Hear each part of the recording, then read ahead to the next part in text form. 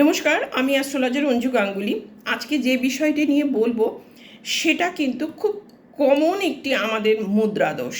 অনেককে দেখবেন যে নখ কাটছে, দাঁত দিয়ে নখ কাটছে। এটা অনেকের ক্ষেত্রে দেখবেন।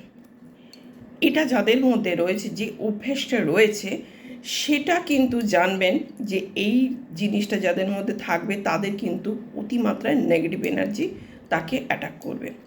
নেগেটিভ এনার্জি কোন প্ল্যানেটের জন্য? না, নেগেটিভ এনার্জি কিন্তু রাহু দ্বারা চালিত হয়। আর রাহু কি করে?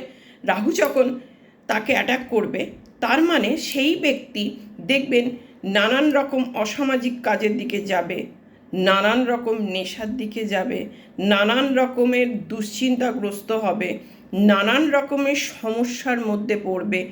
তখন কিন্তু সেই ব্যক্তির মধ্যে এইগুলো লক্ষ্য করা যাবে। সুতরাং কখনো আপনারা যাদের অভ্যেস আছে বা বাড়িতে যদিও কারোর অভ্যেস থাকে, অবশ্যই এখান থেকে বিরত থাকতে হবে। ওই নখ দিয়ে দাঁত কেটে কেটে অনেক কিছু চিন্তা যেন করছে, নখ দিয়ে দাঁত কাটছে আর চিন্তা করছে, এই জিনিসটাকে কিন্তু রোধ করতে হবে। আশা করি বোঝাতে পারলাম।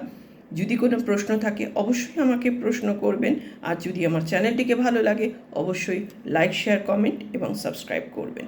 নমস্কার, জয় মা তারা।